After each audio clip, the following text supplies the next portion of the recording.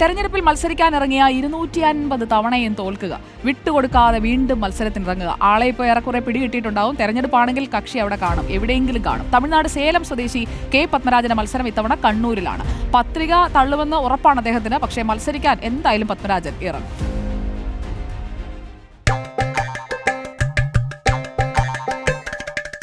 സംസ്ഥാനത്തെ വോട്ടർ പട്ടികയിൽ പേരുള്ളവർക്ക് മാത്രമാണ് തദ്ദേശ തെരഞ്ഞെടുപ്പിൽ മത്സരിക്കാനുള്ള അവസരം. എന്നാൽ അതൊന്നും പത്മരാജൻ അറിയേണ്ട കാര്യമില്ല. തെരഞ്ഞെടുപ്പ് എവിടെയുണ്ടോ അവിടെ പത്മരാജൻ ഹാജർ. ഇത്തവണ പയ്യന്നൂർ കുഞ്ഞിമംഗലം പഞ്ചായത്തിലെ 1-ാം വാർഡിലേക്കാണ് പത്രിക നൽകിയത്.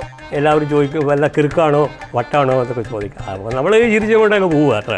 കാരണം നമുക്ക് ഒരു കാലത്തും ജയിച്ച് കയറരുത്, എല്ലാം തോൽക്കുക.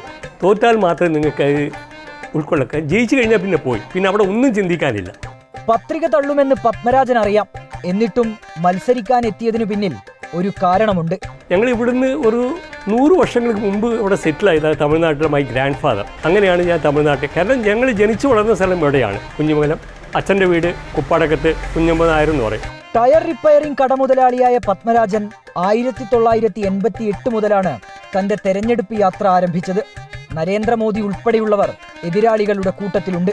തെരഞ്ഞെടുപ്പിൽ മത്സരിച്ച് ഏറ്റവും കൂടുതൽ തവണ പരാജയപ്പെട്ട വ്യക്തി എന്ന റെക്കോർഡും പത്മരാജന്റെ കയ്യിൽ സുരക്ഷിതം.